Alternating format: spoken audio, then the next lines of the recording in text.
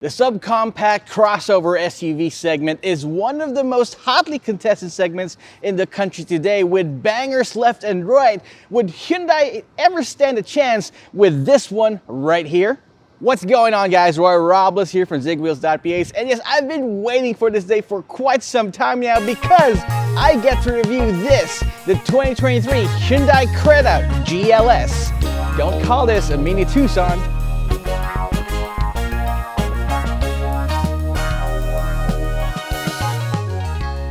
Now, you might have cringed when I said mini Tucson, but checking out the grille of this bad boy, you'd know exactly what I mean, because the front end features the same design as the Hyundai Tucson. You got this parametric grille design, as you have these full LED pods that I call them right here as DRLs, and LED headlamps and turn signals as well. Definitely gives the entire car this macho looking appeal despite its subcompact crossover SUV leanings. Now, if the front end features this futuristic radical look, the side profile is more traditional, and I kind of like it that way. First of all, you've got those two-tone 17-inch alloy wheels shot in 215/60 R17 tires, and it really looks great. I mean, it's nice and meaty, especially for the overall look of the vehicle. You got a two-tone look for the GLS variant, plus you've got roof rails up top. Now, the one thing that I appreciate about the Hyundai Creta right here is that it's got a huge ground clearance. You got 200 millimeters of ground clearance in a subcompact crossover SUV. All right, so let's get one thing straight. One of my favorite features in when it comes to design in cars is the rear end. And I appreciate companies trying to give us something different when it comes to the design here. But with the Hyundai Creta, I think Hyundai went a little bit too far, because they feature this, what they call boomerang tail lamps. They don't really look that appealing to me personally when I first saw it in pictures. But in the metal, I kind of get what they're trying to go for with the design right here, because as you can see, it really gives you a lot of visibility, especially for cars coming from behind. You definitely won't be mistaking this for any other vehicle out on the road. But again, I really wish that maybe in a future facelift they can tweak the design a little bit on this one. Anyway, let's take a look at the hatch here.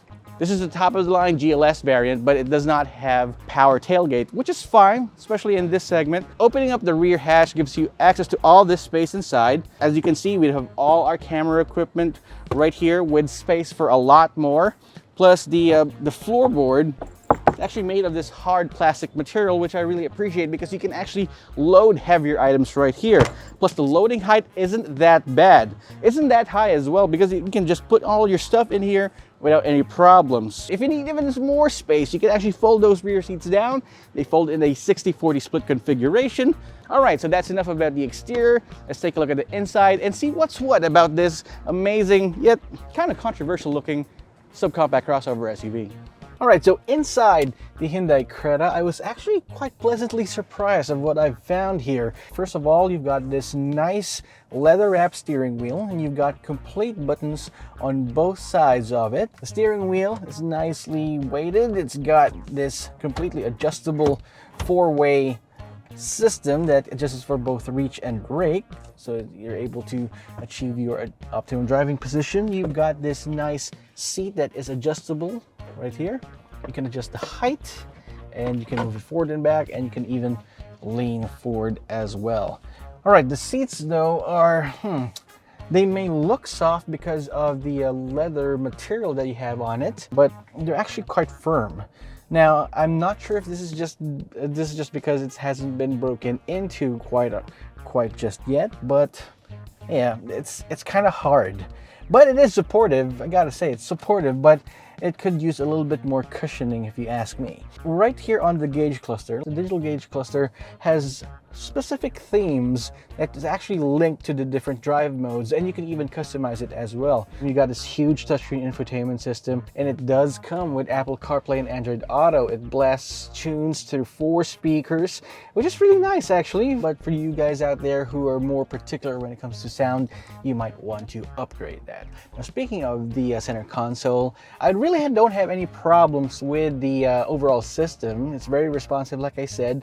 My problem is with the bezel that surrounds it. and surrounds the entire center console itself. It's decked in piano black material, which pretty much scratches up magically if you just look at it real bad, but it does lend well to the entire theme of the car, and it adds a little bit more pizzazz to the interior, so I guess that's that. It also has a nice single zone automatic climate control right here, and underneath here you got a cubby hole with wireless charging. You got a 12-volt socket, 2 USB ports. You've got this drive mode selection dial. You got an electronic parking brake and automatic brake hold. All right, so that's enough about the front end. I like it. It's very modern, and it really punches above its weight class in terms of the subcompact crossover SUVs. But let's take a look at the rear, because that's where the magic is. This is a family car after all, and I want to know if you can ferry around your family and your friends in relative luxury and comfort. All right, so right here in the back of the Hyundai Creta, and as expected, this actually still is a crossover SUV. There is very limited space for me. I'm sitting behind my own optimal driving position. There may be some good space for my knees and my feet and my legs, but there is a center tunnel right here that actually obstructs the space that you could actually use inside. You got also more of these air conditioning vents right here in the back, and a USB port, a solitary USB port down below. Finally, you've got a center armrest right here with 2 cup holders, and it's easy to be comfortable right here in the back. I would expect that this car would have a sunroof at least, because it has a two-tone look from the outside. I thought there was a sunroof, but there are no sunroofs. But that should help out with the overall rigidity of the car. But we'll test it out right now in our drive, so let's check that out. All right, so we're behind the wheel of the Hyundai Creta. Under the hood, you've got a 1.5 liter naturally aspirated DOHC engine that makes around 114 horsepower and 144 newton meters of torque. The acceleration is very smooth. They're really wringing as much power that they can to the front wheels. Of course, the secret sauce with all that is this. This is what Hyundai calls IVT, or Intelligent Variable Transmission.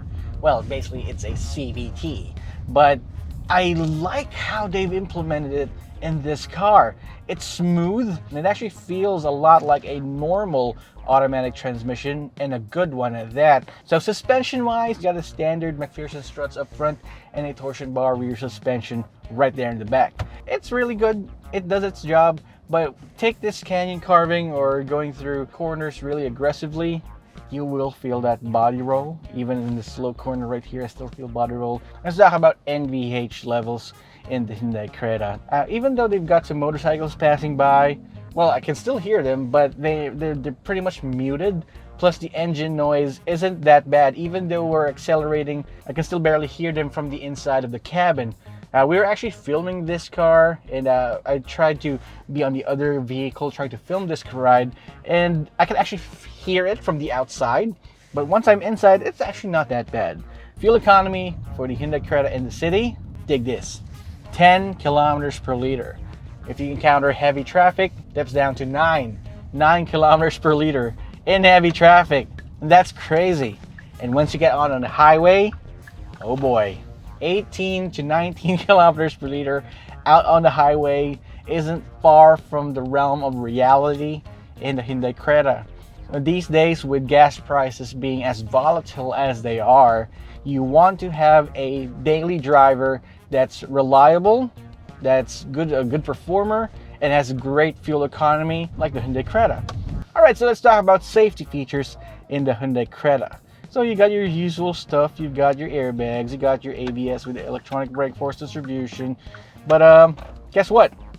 This thing's got advanced driver assist systems too. So it's got lane keep assist, it's got forward collision warning, forward collision mitigation system, it's got rear cross traffic alert, it's even got cruise control. It's not adaptive cruise control, but again, in this segment, you really won't expect these features to be available, much less standard. You've also got blind spot monitoring systems and a rear backup camera, although it's not 360-degree camera, but it's fine because visibility in here is just amazing. Pricing for the Hyundai Creta, it starts at 48,000 pesos for the GL manual transmission variant. If you want to get IVT or intelligent variable transmission, the CVT, that will cost you 1,228,000 pesos right there. But if you want to get the GLS variant, this is the version that we're testing.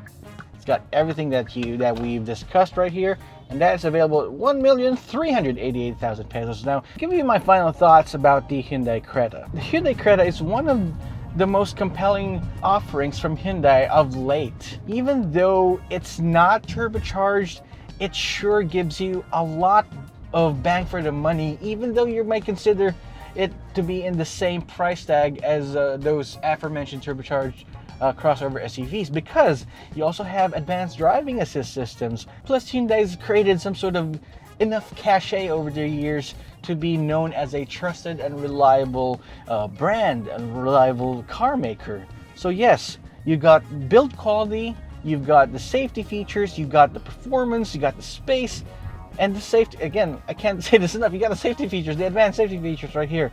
So yes, if you're in the market for a Hyundai Creta, no one will be judging you except me because of the design of that rear end. So that's our review of the Hyundai Creta GLS. What do you guys think? Drop me a comment in the comment section down below. And while you're at it, subscribe to our channel and hit that notification icon so you wouldn't miss any of our videos. Thanks for stopping by. This is Roy Ralbus from Zigwheels.Ph. I will see you guys next time.